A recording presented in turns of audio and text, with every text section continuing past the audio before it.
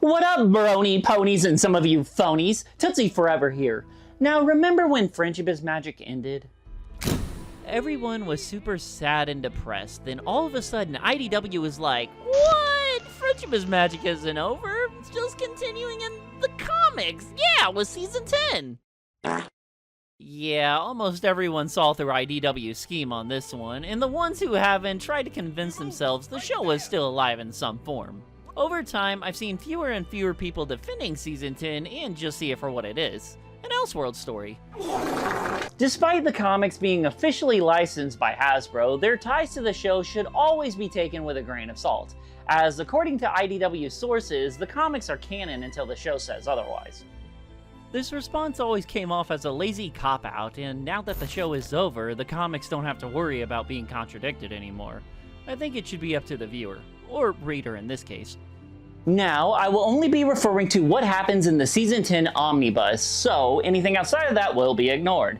So with that being said, let's see what we missed out in the supposedly 10th season of My Little Pony, Friendship is Magic. Let's get into it.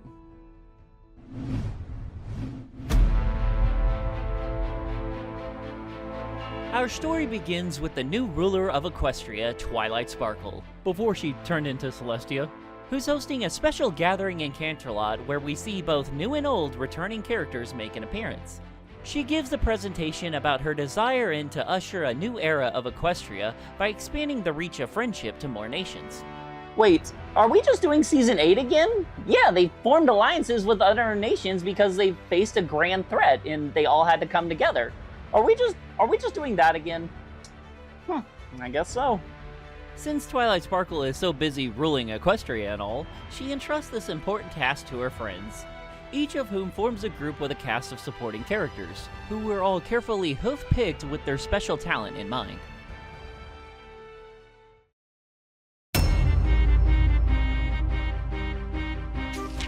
Our first story focuses on Applejack's crew, with Rockhoof, Tempest, yes that one, and Zecora as they travel to the zebra's homeland, Vari, with Zecora being less than thrilled about the whole thing.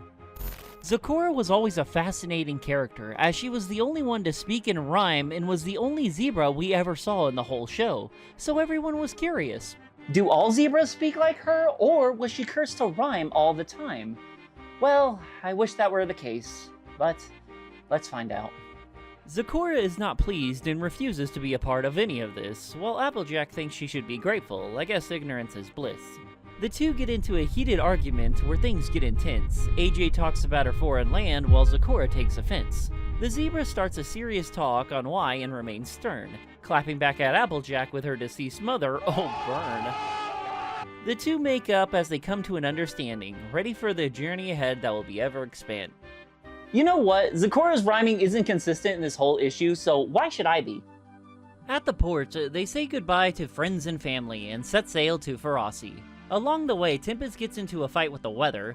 Dog pirates attack them, but are saved by a flamboyant sea serpent. Then the ship almost sinks after being punctured by fish. They finally arrive at Zecora's homeland, where she is still feeling uneasy about everything. We then learn she left on bad terms with her old friend group. Now Zecora has to confront them again, this time as grown adults. Oh, let me stop you right there. I had a similar experience. I recall shopping for ponies back in 2014 and having an old high school friend working the cashier. As they scanned one of my items, which was pony related, they said, "Oh wow, my daughter loves the Little Pony show. Do your kids as well?" I don't have a kid. They're all for me. I love Friendship is Magic. In fact, I'm going to a pony convention this weekend. Security! Anyways, our ponies arrive in Vari and are greeted by another zebra named Marini, who turns out to be one of Zecora's old gal pals, and sure enough, the rest of her friends show up, welcoming them in open hooves. Now, Season 10 introduces a bunch of new characters, too many. In fact, going forward, I'm not going to mention their names unless they play a significant role in the story. Zecora is overwhelmed by her past acquaintances and runs off. We then get a flashback to the zebra's childhood. Zecora was a loner, always lost in a good book. Then a ball hit her and she took a look. She turns to witness some characters, happy as can be, who look straight out of DeviantArt like a bunch of bad OCs. They frolicked and played and created adventures to hang out every day. In school, she learns about ponies who can earn a cutie mark. Just then, something inside the young zebra begins to ignite a spark. Captivated and fascinated, she began looking into all sorts of magic, having late long nights studying and rhyming, oh such a tragic. Telling her friends that she'll learn the mystic art, them being skeptical, hoping not to break her heart. Over time, this became Zecora's obsession. Her friends' annoyance built up an aggression. One played a prank that took it too far, turning water into ice, leaving an emotional scar. The zebra finally had enough, leaving one day for Equestria, a land very far away. Back in the present, tensions keep flaring between Zecora and her old crew. It gets interrupted though as the ground rumbles. Suddenly, a monster busts onto the scene. The creature unleashes a powerful snap aimed at Zecora, only for Rockhoof and her old zebra friend to jump in and save her at the last second. Our heroes then get into battle mode to help fight off the giant green invader.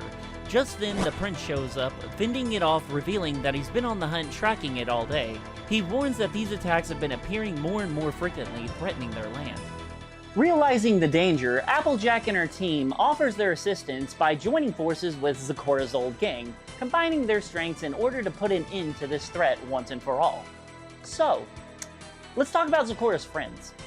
One has the literal ability to talk to plants, which he uses to locate a bridge. Another can run really fast like Sonic to create a tornado that helps a wounded bird guarding said bridge fly again.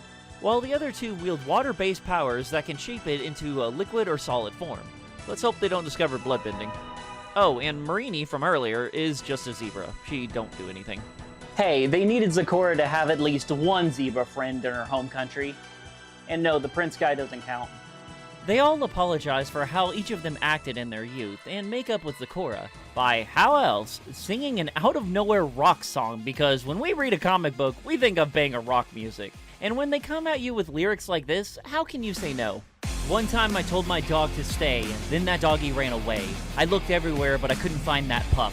I asked Melody Brooke for help. She heard him make a little yelp. We worked together, and did we find him? Yup. After that stellar performance, which would give Rah Rah, Sapphire Shores, and Songbird Serenade a run for their money, they all huggle and cuddle. It's cut short when they are suddenly attacked once again by the beast from earlier. This time, Tempest and Rockhoof stay behind to fight, biding some time for the others who run into a nearby temple. While there, they find the Tree of Harmony. What? They search around for answers while Applejack joins Tempest and Rockhoof in the fight, but the monster is too much for them, flinging them all over the place. Zecora then accidentally trips and touches the Harmony Tree, which recaps her entire life to discover that the magic was friendship all along. 6 tiles on the floor start glowing. They realize they need to put them together and need the elements of harmony, but not from the main 6, no. Turns out that Zecora and her posses are the elements of this land. What? Each of them come together to use the Harmony Tree to get friendship powers like in the show, and use their combined forces to stop the green dragon snake beast thingy for good, saving the land. What the fuck? In the end, Zecora decides to stay behind with her old friend group, as she's been away for far too long. She wishes Applejack and the rest of her crew the best of luck on their journey as they all set sail off into the sunset, concluding our story.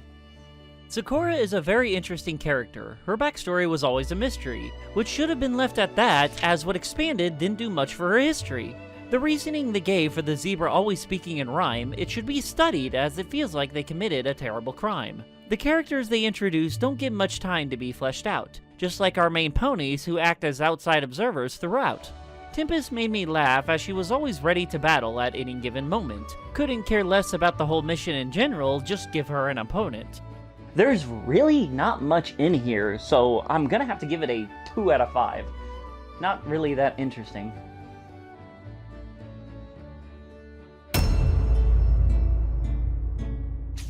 Up next, we have a mini-story. There are a few of them scattered throughout Season 10. I didn't want to include them, but they are technically part of Season 10. We get a short story centered on Scootaloo and her parents.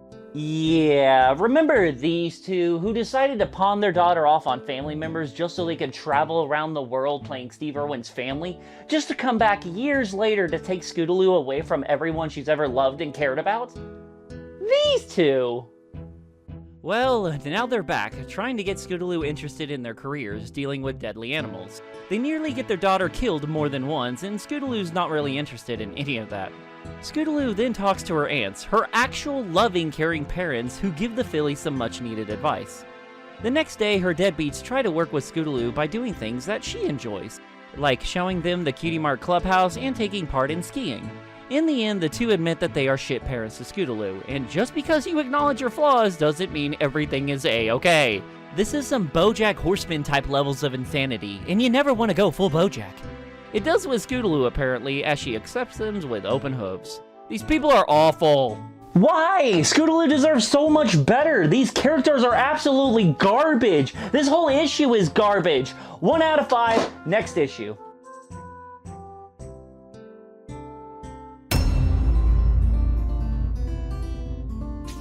Our next story consists of 3 other stories, so let's dive right in. The first one is about Twilight Sparkle hosting a festival of the Two Sisters. You know, just without the two sisters since they retired 6 feet under. So, what do you do when you're planning a massive party for all of Equestria? Well, you call Pinkie Pie, of course, but what do you do when even she's feeling uncertain of herself? Well, easy! You order up a cheese sandwich and watch these two work their magic.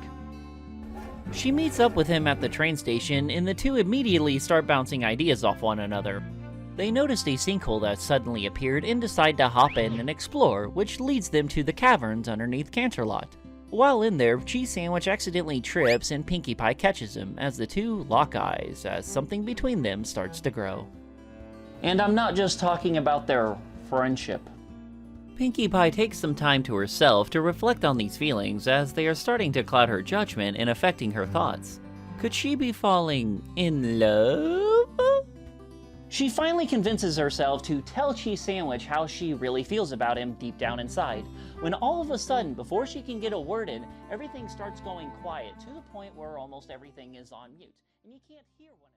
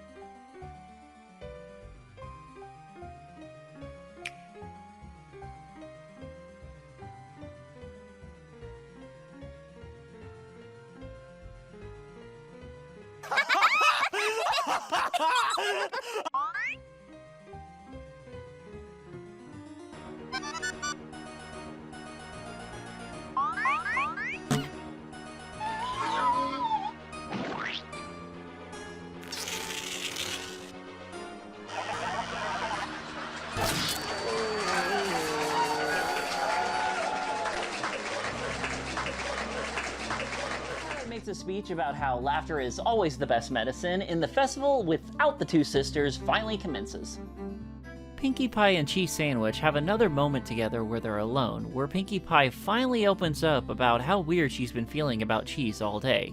And the two talk about these feelings as they both reconcile and share a romantic moment. This was a very cute story. The way Cheese and Pinkie bounce off one another was pure chemistry and natural, as it felt true to the characters.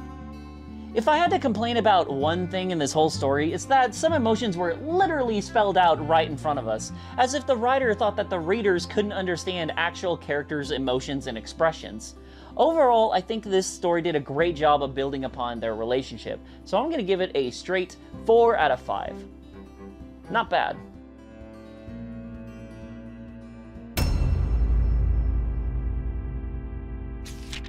Our next story centers around Rarity's crew, along with Big Mac, Marble Pie, and Meadowbrook, as they travel to Caninia, home of the anthropomorphic dogs.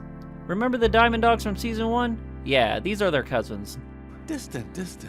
After a wacky minecart ride straight out of Donkey Kong Country, They stumble upon their destination and find an old castle and discover that the Kingdom of Caninia is actually split between 2 monarchies of the same family. one half is ruled by the 3 younger sisters, while the other half is ruled by the 3 older sisters. It turns out they used to be a big happy litter until the younger pound puppies decided to get something called curious. One day they wandered into the mysterious forbidden cave and the third older sister became a sick puppy. The older sisters didn't like that very much, so they do what a family of all sisters do. They fought, they argued, they split up, and they never talked to each other again. This is the complete opposite if you only had brothers growing up, such as myself, where we would get into heated fistfights only to make up 5 minutes later because we still needed Pokemon from each other's red and blue cartridges. And damn me if I'm gonna miss out on a Vulpix. Rarity, of course being a friendship ambassador, takes the opportunity to try and help solve their friendship problem. This isn't really a friendship feud, more of a family feud. I'd stay out of it. Rarity and the others offer their assistance in fixing the family drama. After another minecart ride, they are welcomed by the two elder sister dogs, who guide them into the castle where we meet the eldest dog and the ruler of this land, Katharina Proudpaws. Damn, she looking fine. Is it odd to have a crush on a dog? I mean, because I wouldn't mind trying to give her my boner. Bone. I said bone. You know what I said. I said bone. Don't be a weirdo, you weirdo. Let's just go to the next segment. After Beautiful here introduces herself, Rarity trots in and then starts calling her a slur. Off to a great start, and pushes the whole friendship agenda. The hot dog queen wants none of that, calling out the many times Equestria has failed to protect its subjects. I mean, can you blame her? That place gets invaded almost every other week. Maud brings up how she's a bad sister for splitting up the family. Bluey then explains she only did it as a precaution so the sick sister from earlier wouldn't infect anyone else, as they didn't want a whole pandemic situation. Meadowbrook, who specializes in all sorts of medicine, offers a solution to go into the mines to figure out what made the sister sick, and they all yearn for the mines.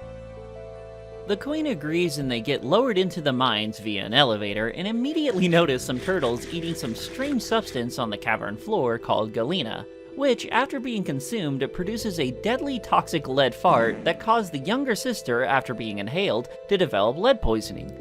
By the way, Maud Pie figures this all out within 3 panels, and Meadowbrook just points out the obvious. She's kind of useless.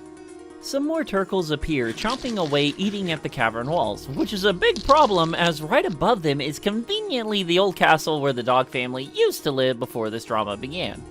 At this rate, all the munching could trigger a cave-in, and guess what happens next? Outside the cavern, all the bitches from both kingdoms come together to make sure their newfound pony friends are okay. One decides enough is enough as she's going in despite the risks, and one by one, all the other dogs follow, upsetting my furry crush. They could have just used the same elevator that they lowered them in and just pulled them back out. Why jump in there? Well, I mean, the elevator wasn't damaged. Whatever, fuck it. But then we wouldn't have gotten a scene where the sisters come together as a family. None of it matters though, as the cavern collapses and they all die. Just kidding. They wake up to reveal another Tree of Harmony.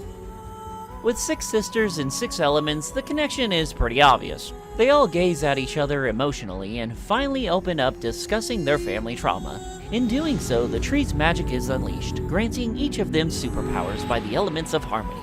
I'm not joking, one gets super strength, 2 of them can fly around, Queenie gets telekinetic abilities, and the other can shoot lasers out of their eyes. Screw the friendship beam, frickin' laser vision! The newly found Paw Patrol act quickly to help save the collapsing castle and the surrounding citizens from falling debris. The sisters are more reunited than ever before. That one sister from earlier is cured of her lead poisoning, and my beloved Catherine decides that they should all rule the kingdom together as a family, ending this feud once and for all and concluding our story. Besides Bluey Dog over here making me feel a lot of strange things, there's not a lot going on in this comic. Excluding the main characters, a lot of them only are subject to like 2 or 3 panels of dialogue. It's the same issue I had with every other comic. Not that interesting, let's just give it a 3 out of 5.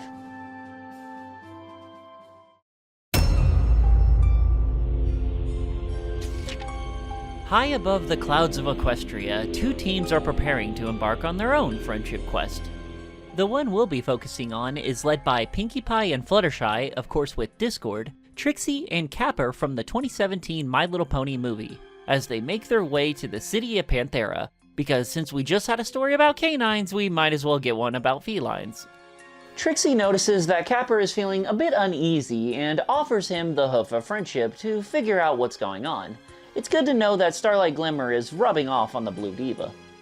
Capper then opens up about his backstory. He was once part of a nudist street gang. Like, why else would they be running around with their fur balls out? Do they not want to wear clothes? Good grief, he's naked! The gang would pull robberies and heists to survive, then use the underground sewer system to escape. But everything changed when the Storm King attacked. The group got separated, Capper and his friend Chummer fled the city, they tried to hitch a ride on an airship, Capper then got betrayed by said friend and was left behind as he witnessed the airship crash. Capper never saw Chummer or his friends again. They finally make their way to the city of Panthera, where they realize that magic is strictly banned thanks to the whole Storm King incident. After entering the city, they immediately get stopped by the local fuzz. Fluttershy tries to reason with them, and because Trixie is Trixie, she resists arrest and they all end up on Code Blue Cam. The magic users like Trixie and Discord are restrained by neck devices blocking their magical abilities. They are all brought forth to the King of Panthera to plead their case. Capper tries to explain that the Storm King is no more and just recaps the events of the 2017 Pony movie, and then goes on and on about how friendship changed his life for the better and that King Meow Meow, yes that's his actual name, should seek a better path in friendship as it will help guide the kingdom better. It goes about as well as you would expect. They are all sentenced to life in prison without parole. While in the slammer, Discord and Fluttershy share a quiet moment to talk about feelings and all that trash. But before Fluttercord can form, the wall explodes. A shadowy figure rushes into the cell, instantly hugging Capper. Catwoman here is named Shadow, who is one of Capper's former partners in crimes, who is also making me question even more things about myself that I'm attracted to. Shadow and her crew are here to break them out, as this becomes a full-on prison break. They all hightail it out of there as the Catgirls gang stirs up some catastrophic explosions. They lose the Popo by heading into the aforementioned sewers underneath, meeting up with the rest of the Cat Squad that is revealed to be Capper's old feline friends, including Chummer? It turns out the king from before has been going just a little bit too overboard with the whole keeping the kingdom safe and imprisoning anything and everyone he deems a threat. One of the cats is able to remove Trixie's collar, and because Trixie is Trixie, she thinks she can do the same with Discord's collar, frying it instantly, keeping the God of Chaos handicapped. Discord tries to attack Trixie and immediately gets ripped into by Fluttershy. Man, f*** Trixie. The warrior cats get some intel about a door with a tree on it being heavily guarded by the king's kitties, and think that something behind it will help them in the rebellion plan to overthrow the king. During some downtime, Capper's old friend Chummer explains why he left him for dead. I betrayed you before you could betray me. What a pussy explanation. After the airship went down, he was dying until being found by dogs, who healed him back to health and taught him about friendship. He then made his way back to Panthera to try to find his friends. Meanwhile, Fluttershy and Shadow do reconnaissance on the door with the tree on it, and Fluttershy is then put in charge of devising a whole plan for this whole haiku. Discord and Trixie are used as a distraction while all the guards are swiftly knocked out. Capper then uses his pick-locking skills to unlock the locked door.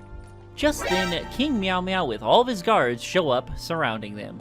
They are all captured and brought forth the door with the tree on it, opening it, revealing behind it yet another Tree of Harmony. King Meow Meow then reveals his grand plan, that he wants to destroy the Tree of Harmony to rid this land of its magic permanently. Dude, you just gotta wait a bit and Twilight Sparkle will do it herself. King Meow Meow uses the Tree of Harmony as his own personal scratching post, and Fluttershy loses it, lunging at him, causing a small opening for a massive fight to break out between everyone. All the characters get into a tussle with the guards, and amidst the chaos, one of them accidentally swings and hits Discord's neck, shattering the magic locking collar, letting the God of Chaos unleash all hell. The king sees that he's royally screwed, and as a last-ditch effort, tries to chop down the Tree of Harmony. Discord uses his chaos to stop him and fucks him up, while Fluttershy enjoys the whole thing. Look at that face. Look at that adorable, snuggable, lovable face. That's the face of someone who loves seeing bloodshed. Capper and Chummer finally repair their friendship while the Tree of Harmony glows, and you know the drill. 6 characters, 6 elements, they harness the power, but what are they gonna do? The main baddie was already defeated. Well, they bring magic back to the land of Panthera, allowing the cats to use magic once again. Wait, what? How the hell does that work? Cats can do magic as well? Apparently so, and if you didn't already read Friendship is Magic IDW issue 24 to be exact, well, sucks to suck because you're just as lost as I am trying to figure this whole crap out. This story is about on the same level as the dog one, just not by much. I enjoyed how the story played out and how our pony friends had their part to play, except for Pinkie Pie, who had no reason to be here as she only referenced past MLP episodes.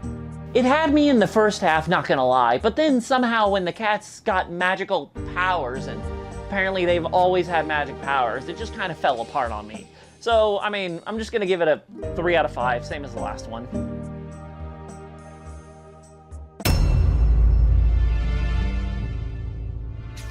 Now onto the third and final volume of Season 10, where we get to see what all these stories have been building up to. Just not yet, we have to get through some filler first. After Twilight moves into Canterlot Castle, she tasks with Rainbow Dash and Fluttershy to deliver a painting to Celestia and Luna, who now reside in the retirement home of Silver Shores. Celestia has some bad memories of the painting that depict the siblings with 2 dolls that they were supposed to protect. A flashback unfolds showing the young fillies learning with Starswirl the Bearded on the open seas when their boat is suddenly attacked by a kraken.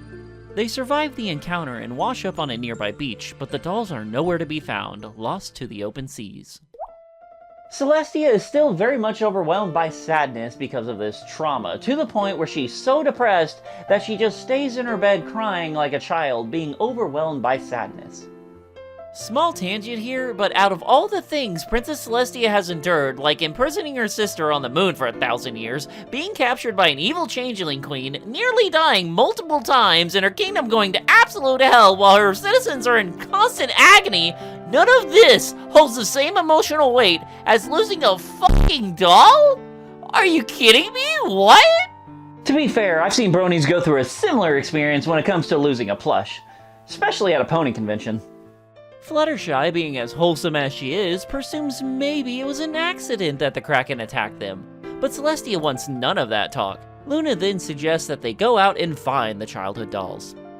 Luna, sweetie, I get you're trying to be helpful, but remember, you guys were like little kids when you lost these dolls, and that was thousands and thousands of years ago. I'm sure that the elements of nature have claimed them by now. There's no way they have a physical form at all in this reality. Dark Horse thinks about what Fluttershy said and threatens to get herself killed so Tia will get off her butt and help out. But this act of unaliving herself works as they make their way to the undersea. Once they arrive, the two find a bunch of shipwrecks after seeing ships scattered around the ocean floor. Celestia stops and talks to herself and thinks about what other priceless treasures that ponies have lost in these sunken ships over the years, and then has another mental breakdown. Just then, Luna notices a bunch of whirlpools heading their way, and the Kraken from that faithful day shows up. Tentacling the gods as they get... Wait, did I just say tentacling? Grabbing the all-powerful gods as they get tossed to the surface, landing on a beach. Celestia wants to go back for blood to attack the monster, while Luna puts 2 and 2 together and realizes that Fluttershy was right all along. The Kraken was just protecting them and other ponies from the nearby whirlpools. And wouldn't you know it, the Kraken manages to find and even return Celestia's priceless doll that she lost when she was a kid. Hooray! Celestia feels mixed emotions and offers a sincere apology to the Kraken. Luna then makes a joke and Celestia threatens to moon her. Later in the day, every pony who lost crap on the ships are returned to them. Celestia even apologizes to Fluttershy. Then the two sisters head into the ocean so they can play with the tentacle monster. Celestia's experience with these dolls would have been better if they were related to their parents, like maybe they were a gift from them. But no. It would have made the vendetta a lot more believable than just Starswirl telling them to protect it. Okay, I just found out while editing that it was actually the Royal Canterlot Court that ordered Celestia and Luna to protect them. Other than that, this just came off really pathetic, especially to see Celestia crying in her bedroom. Like, this godlike entity completely broken down because she lost a doll thousands of years ago. It's just not that good of a comic, so I have to give it a 2 out of 5.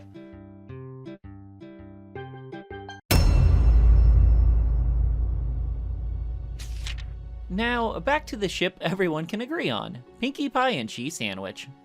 Cheese Sandwich trots into town with an ambiguous look on his face, like when we first saw him in the Season 4 episode of Pinkie Pride. He then opens up his wagon, revealing a party plan. I wonder what these plans could be for, though. We get a flashback to last week. Pinkie Pie arrives at the post office as she receives a package from Cheese Sandwich. It turns out these two have been keeping in contact with one another and sending each other gifts. Pinkie Pie also receives a letter by accident that was meant for her younger sister, Marble Pie, so the pink pony decides to personally hoof deliver the letter to her. You know what? I bet it was Derpy because she looks like the type of pony to somehow get this pink Earth pony confused with this gray Earth pony because they're both Earth ponies and they have the last name as Pie. I don't know. Upon arriving at the rock farm, Pinkie Pie visits with her family and gives the letter to her little sister. Marble Pie is ecstatic as she's been accepted into one of the most prestigious rock colleges in all of Equestria. So demanding and intense that it doesn't even allow time off for holidays. Huh, kinda like my job. Which is the only time the two sisters ever get to see one another. Pinkie Pie is immediately crushed and saddened after hearing the news and turns down the opportunity to host the going away party. Later, Marble Pie visits Rarity and asks her some advice about what she should wear during her trip. And Rarity is shocked to hear that Pinkie Pie rejected the idea of hosting Marble's going away party. Rarity, knowing something is up, talks to Applejack to try to track her down, and they both run into Fluttershy, who gets some intel from Gummy, Pinkie's pet, which leads to Applejack locating the pink pony moping at a nearby pond.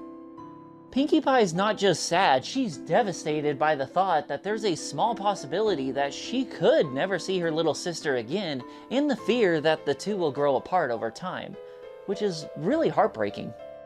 Applejack states she had a similar concern with Apple Bloom and was worried about how things would turn out, and reassures Pinkie Pie with a heartfelt message. Ponies may leave, but they stay in your heart even when they're gone. This hits pretty hard. Still unsure of where to even begin planning a farewell party, Pinkie Pie hesitates until Applejack gently reminds her, well, I think your heart knows what to do there too. Applejack is best pony. Now, cut to the present where Cheese Sandwich is brought into the mix. Pinkie Pie takes a few steps back and lets Cheese Sandwich plan the entire party, quietly supporting him from the sidelines.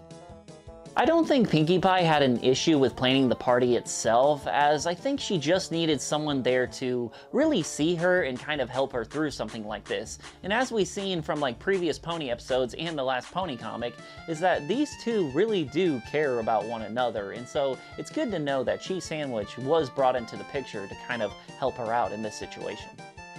The party kicks off without a hitch, and every pony seems to be having a great time, especially Marble Pie, who admits how much Pinkie Pie has always meant to her, while Pinkie Pie, through the tears, tells her younger sister of how proud she has always been. The two share a hug, reassuring everything will be fine, for now and forever. Aww. Marble Pie also notices the igniting spark between Pinkie Pie and Cheese Sandwich, a connection that becomes more undeniable when the two share a close, tender moment with one another as they walk into the sunset, hearts aligned in a future just beginning to unfold for the two Earth ponies. I believe this season has done an excellent job of building upon these two characters' relationship, obviously foreshadowing for what happens in the last problem. Pinkie Pie and Cheese Sandwich complement each other so well, and I love that they rely on each other and support one another in these tough times. I don't have any complaints on how their relationship was handled throughout this season. It was done just great, so I have to give this comic, obviously, a 5 out of 5. Nice job, guys. Now, we have reached the end of Season 10, where we get to see what all of these stories have been leading up to. So let's finish this off with the last and final one.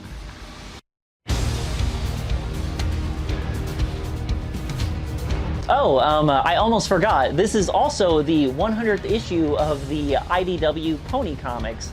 So, congrats?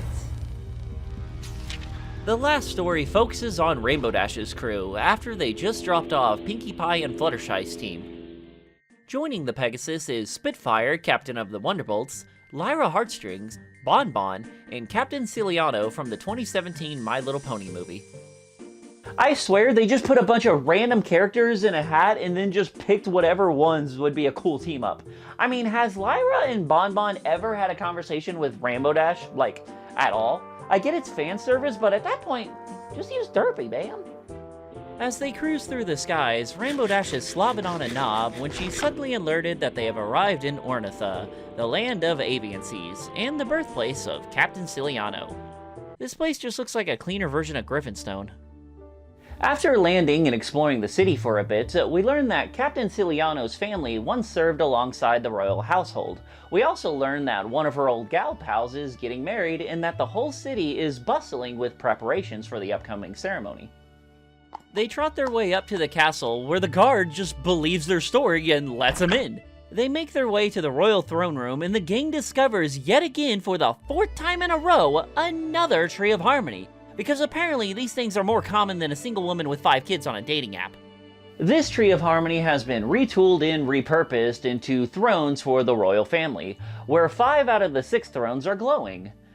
Does anyone really care at this point? Are you guys shocked? Because I'm not. They're greeted by one of Ciliano's old bird friends. Our group explains to the king why they're here, but before any diplomatic discussions can begin, they're asked to wait until after the wedding has concluded. Just then, another aviancy struts into the room, who is the bride-to-be, Princess Osipete. And wow.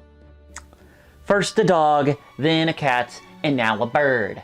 At this point, I'm actually going to seek some professional help because my attractions are a little insane. I swear I'm not like this normally. Mostly. The atmosphere of the room suddenly shifts as the groom, Prince Hudgens, appears, clearly taken aback by the group of horses. Ponies? Excuse me, I have matters to take care of. Same response I get from my family.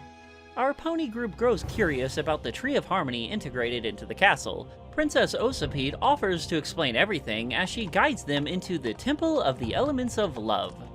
Their words, not mine. She explains that this tree represents one of several across the world, each tied to a different elemental bond. Love, which this one represents, hence the wedding. Family, which mirrors the dog and sister dynamic. History, as it ties back to Zecora's group. Purpose, reflecting on the past actions with the cats. And patriotism, which is in the second half of the story. But we haven't gotten there yet. Hold your horses, y'all. As the tour continues, Lyra and Bonbon sneak away to do spy stuff and follow the groom, as he was acting a little sus from earlier. Meanwhile, Osipete shares the legend about the Knights of Harmony. Not to be confused with the banger toy line Guardians of Harmony. The Knights of Harmony were 6 magical beings who once spread happiness across distant lands, bringing peace and tranquility to every creature. Their goal was to seek out the many harmony trees across different kingdoms, built temples for them to grow, and taught the locals on how to harness the elements unique to their own Tree of Harmony. Rainbow Dash questions this, pointing out that it doesn't exactly line up with what we were told by the Pillars of Equestria back in the Season 7 finale. She is ignored. Osipete also reveals that this temple was built by the Knights of Harmony to connect all the other temples we've seen throughout this season.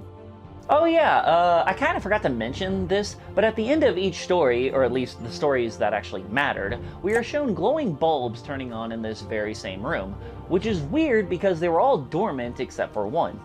Lastly, it's revealed that the royal family fears that their Tree of Harmony might be in danger, and the only way to fully access its power is through all 6 elemental bonds by the family.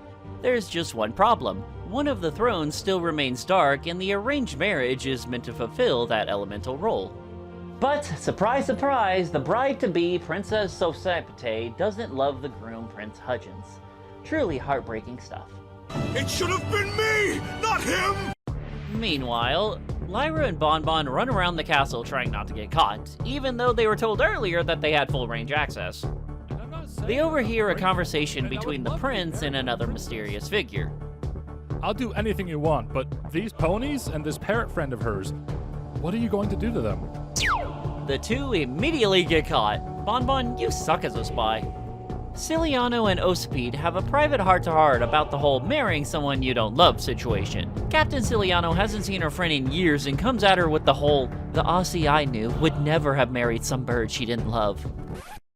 Captain Ciliano, just be quiet, because you haven't seen this girl in years, and she is only doing this to access the elements in order to protect her kingdom inner citizens from an upcoming threat, while you are off in the skies playing the Storm King's postal pirate service. We also learn that these two were more than just friends and plan to run away together from their responsibilities. Aww, my Tweety Bird plays for the same team. That dream sank long ago when Princess Osipate's father actually bribed Captain Ciliano with a ship of her own, but only if she agreed to leave right then and there without telling Princess Osipate. The princess says she has a duty to marry the prince and plans to fulfill that role so her kingdom can be safe, and then walks off. Captain Ciliano, now alone, reflects on past actions, wishing she had confessed her feelings sooner. Before she gets the chance to, she is suddenly attacked. Back at the Temple of Love, Rainbow Dash and Spitfire are trying to figure out what all these tablets mean, when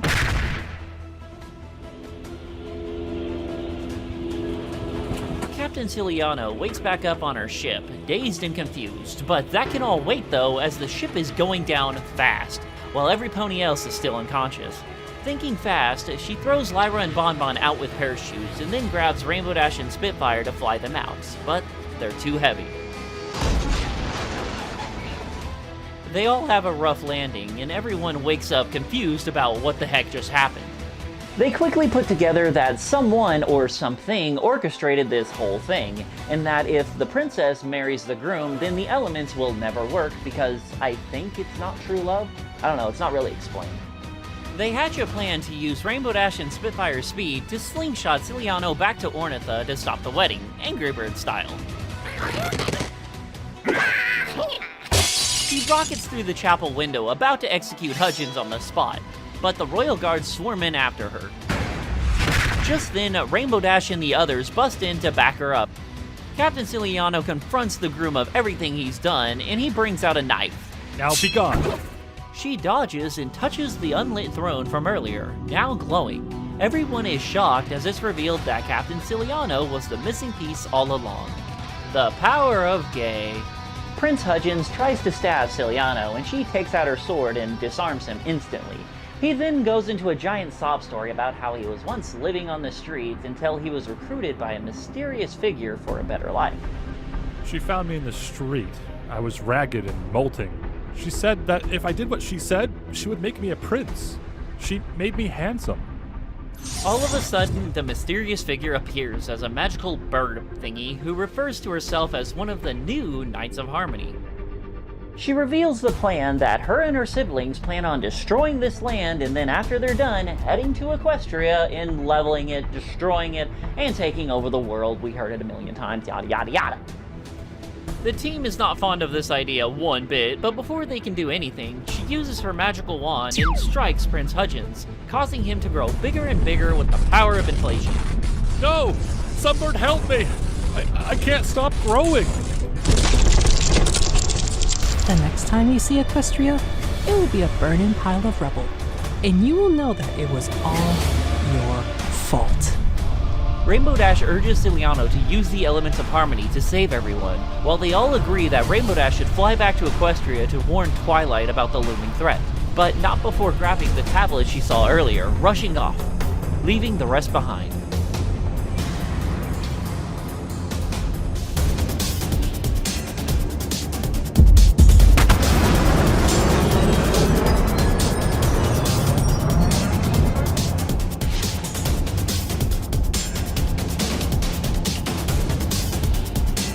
Back in Canterlot, Twilight Sparkle has been trying to research anything on these newly discovered harmony trees, with no luck. Just then, Rainbow Dash crashes in and catches them up to speed. They're coming! The Knights of Harmony are coming! Twilight Sparkle issues a state of emergency as Canterlot will once again be the battleground for the fate of Equestria for the billionth time. We see every pony playing their part, starting the evacuation process. Wait a second! Holy crap, is that the students? I figured they just forgot about them! The more I think about it, a lot of important characters are thrown to the sidelines. Even Starlight Glimmer, who's usually up there with the main six, is only subject to a few panels in the background. Princess Cadence conjures up a magical barrier for the city, like she did for the Crystal Empire back in Season 3. Reinforcements are called in to aid, while a few notable characters stand by for the attack. Twilight Sparkle rushes in as Meadowbrook just finishes up patching Rainbow Dash from a rough landing.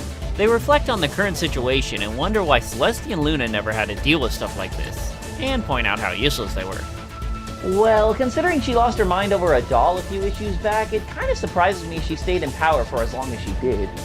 Suddenly, everyone is startled by an earthquake. Heading outside, Shining Armor informs his little sister that a group of mysterious figures in robes are threatening to bring down the entire city unless they can speak with Twilight Sparkle. Alone. Twilight Sparkle, being the optimistic purple pony that she is, agrees, seeing this as an opportunity to talk things out peacefully, and meets up with our big bad.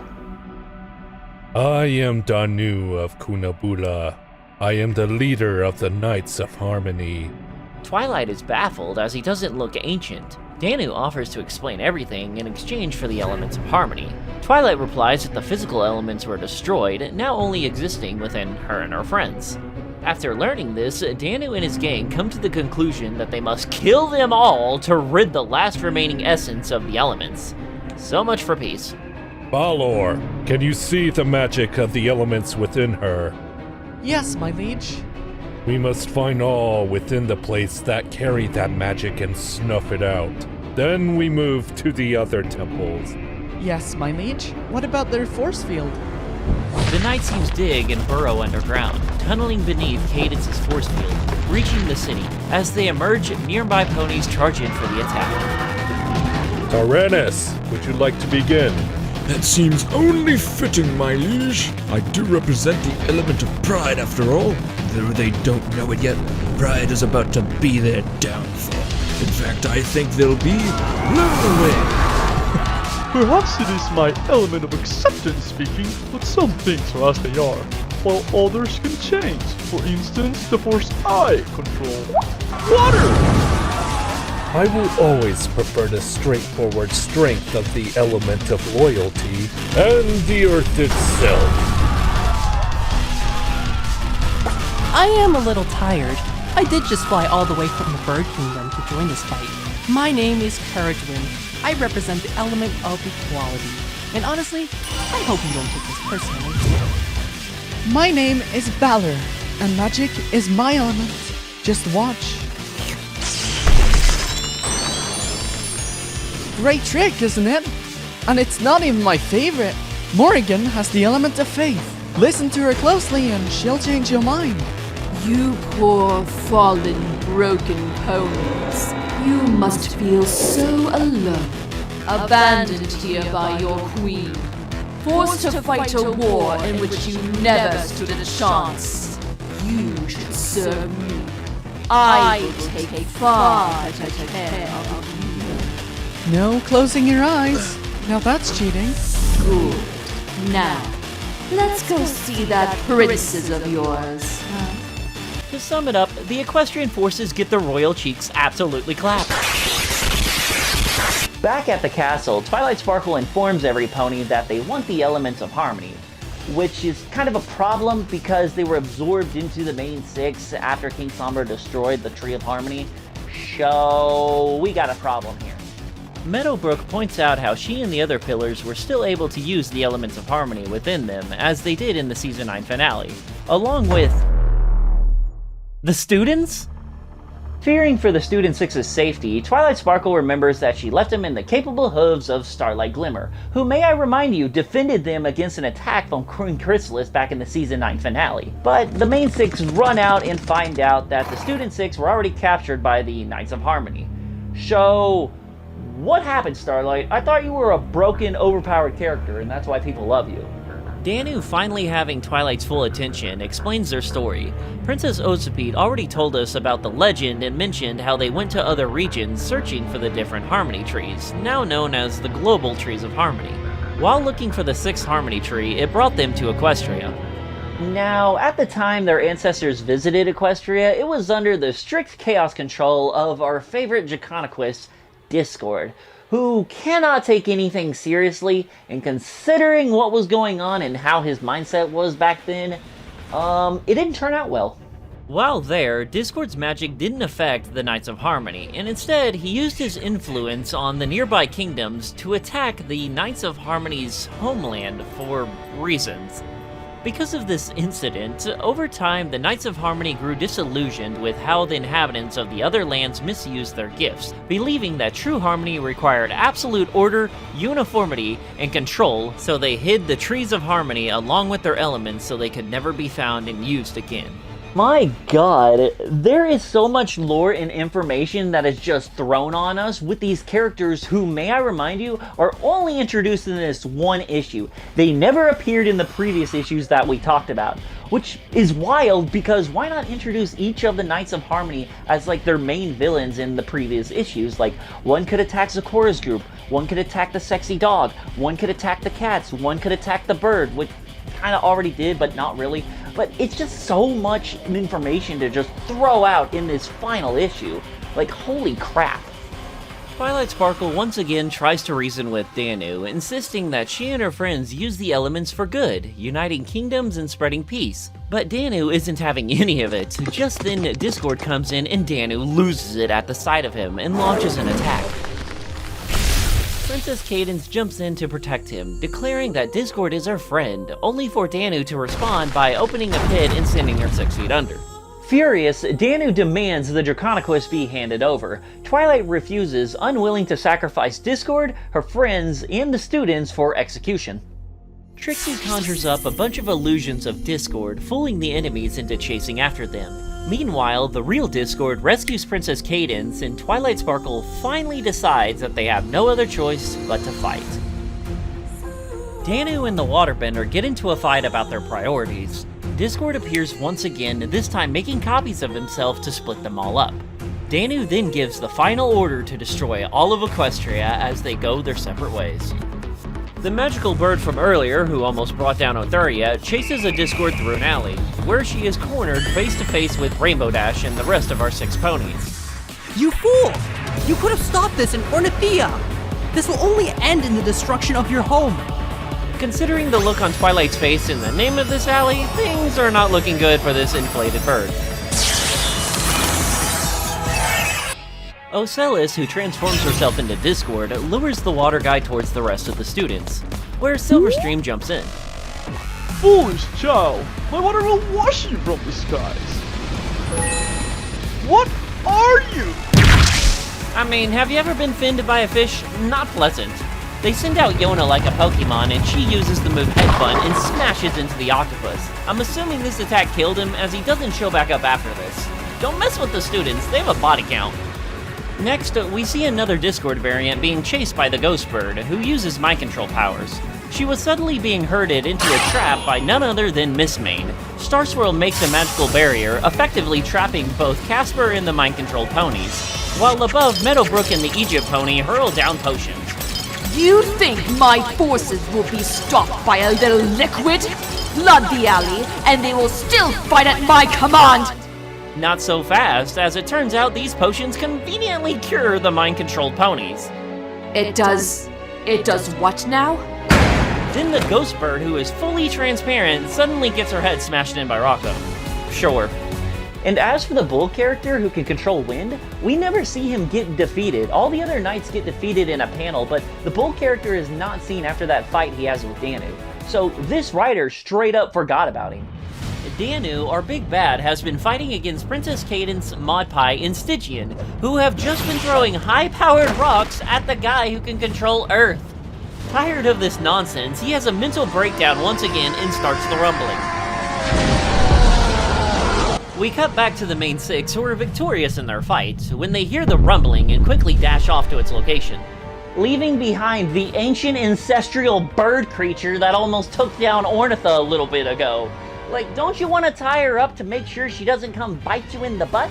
Because I feel like something like that would bite you in the butt. Tell me, friend, do you have enough energy left for one more attack? What are you going to do?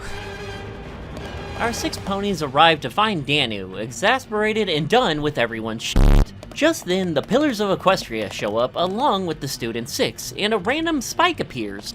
An elemental lineup of past, present, and future wielders of the Elements of Harmony. With his team defeated and Danu standing alone, Twilight Sparkle tries to talk some friendship into Danu one last time, and then he goes off into a giant monologue about how the elements of harmony could destroy the world and blah blah blah.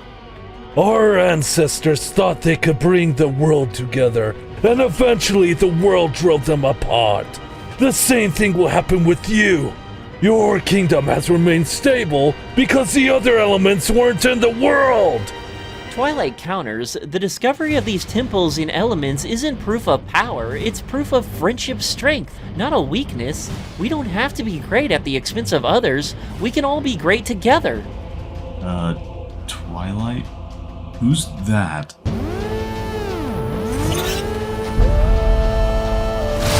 And I think Saradam didn't believe this would work, but now I have her power and the elements of magic from both their sets. What a shocker! The giant ancient ancestral giant god bird thingy that took down Ornitha a little bit ago came back to bite you in the butt! I don't know what to do with all this power, but I'm sure you do, boss. Yes, I know exactly what to do. I gave you a chance to save your home. Now it will be destroyed with the rest of you!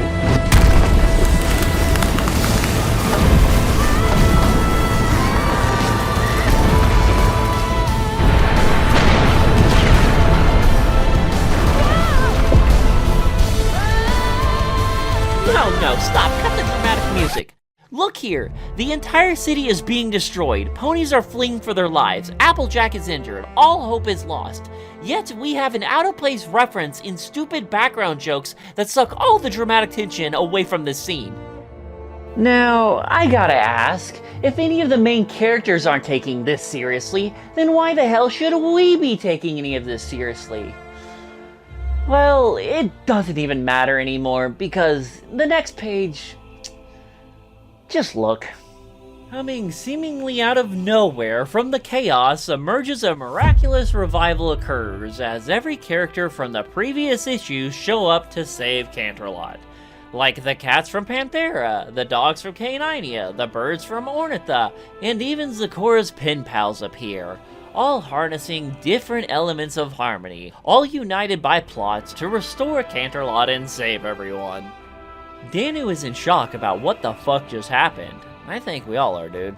He's then confronted by the Student 6, baffled about what they can do. We're the strongest magic users in the world! We've trained our whole life for this! Oh yeah? Well, we have a secret weapon! We've got friends! This image right here is just wild, because let's take a moment to appreciate it. Let's gaze at all the characters that we've come to know and love, because I want to play a game with y'all. Let's play Spot the Main Character. Ready? Go. Time's up. Just kidding, you're all screwed, because they're all main characters. You see the issue why I have with Season 10 comics? They all take aim and fire a friendship blast at Danu, finishing him off for good. Twilight Sparkle then closes us out with a friendship speech. I'm not going to read it as it's kind of long.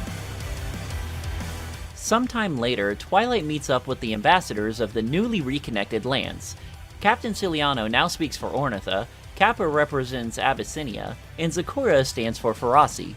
Twilight proposes forging a stronger alliance, one that reaches beyond Equestria's borders and includes their kingdoms as equal partners. They all love the idea and is met with agreement, marking the start of a new era for unity. Considering none of this is brought up in the last problem, I'm assuming that all these plans and peace treaty agreements all fell through. I'm joking, by the way. From the outside, we get one last shot as the camera slowly pans down as we see a familiar statue beginning to show some cracks, ending the 10th season of My Little Pony. Wait, what? It ends on a cliffhanger? I mean, that's no big deal. I'll probably catch it up in the next issue. No. They didn't. They wouldn't just end the comic on a big cliffhanger like that. That's just wild. But they actually freaking did. What? Why? All because they wanted to shift all their focus on the new Generation 5 of My Little Pony, and we can all see how that turned out. Fuck!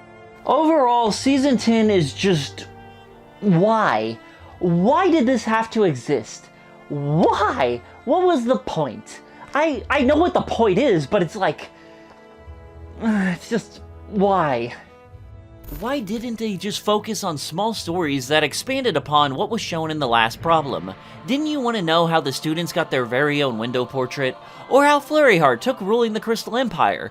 Me personally wouldn't mind reading about how Spike got so jacked up. What about Pinkie Pie and Cheese Sandwich? You did a great job on them here. How about a story of them being actual parents? Or if not, how about trying to tie this better to Generation 5, as that is what came next for the series? So many possible stories that could have filled in the gaps in the last problem. But they didn't do any of that. They had the opportunity to fill in the gaps and they didn't. Why did they do that? They blew it. They just blew it. For what? Why even bother introducing so many new characters along with new foreign lands, all being underdeveloped that we'll never see or hear from again after this? Why such a complicated and convoluted plot? Just for high stakes? Your main villains of this season are introduced and defeated all in the same issue with no build-up at all. It's like they were trying to outdo Season 9's finale and failed miserably. I tried to summarize everything in a very simple, easy to understand YouTube video for all you guys to follow along with me, which I didn't know picking up this comic would be so complicated and ridiculous. Overall, if you like Season 10, that is fine. If you think it's canon, that is fine. I do not. This comic was just very convoluted and kind of complicated to follow. But the real question is, why was this made? I mean, I know why it was made, but just why? Just so IDW can squeeze just a little bit more horse milk from its Friendship is Magic brand before it goes dry. Which is really sad. I'm Tootsie Forever, and thank you all so much for watching this video. I'm never doing a video like this again, but like, comment, subscribe, and all that other fun stuff, and I'll see you later, I guess. I don't know, I'm gonna go die now.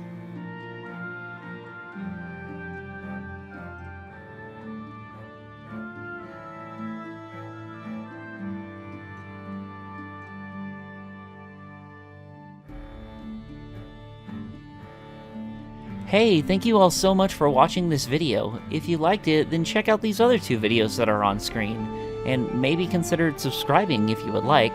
I try my best to make these videos whenever I can. But seriously, thank you.